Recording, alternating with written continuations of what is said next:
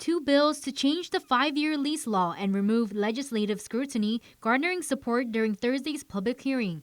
Senator Joe San Agustin's Bill 8 seeks to extend public property lease terms to 30 years and completely remove the required legislative review period of 60 days and a public hearing. On the other hand, Senator Tello Tadawi's Bill 15 seeks 10 years and increases the review period to 180 days.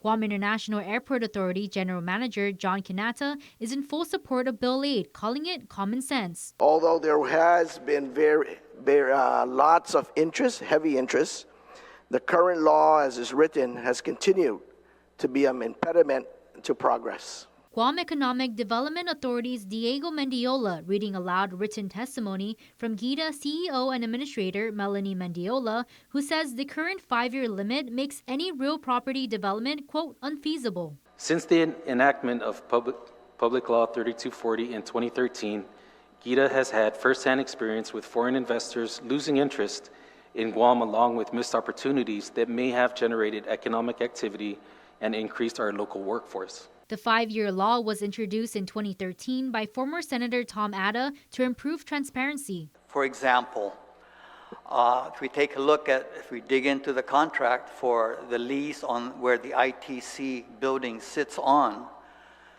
that lease agreement was actually for something like, I think the initial period was for 50 years, renewable for another 50. So that lease is probably for about 100 years. And the increase in rent from day one to the 100th year was something like 15 cents. While he now admits 30 years is the gold standard, it's unclear if he is in full support of either measures. Meanwhile, former Senator and Port Authority General Manager Rory Respicio, who was also a main sponsor of the law, is in full support of Bill 8. I see firsthand how the current statutory restrictions, though perhaps necessary at that time of their passage, may have been too draconian and resulted in unintended consequences. Still, some like Senator Therese Terlahi are against removing legislative oversight. While some of you may be in management now, it's our job on this side to do the things that you were trying to do back then. Exactly the same. Make sure that the people of Guam get the value that they deserve for these properties that they have given up for these purposes. And we haven't always seen that. Mitsuki Hirayama, KUEM News.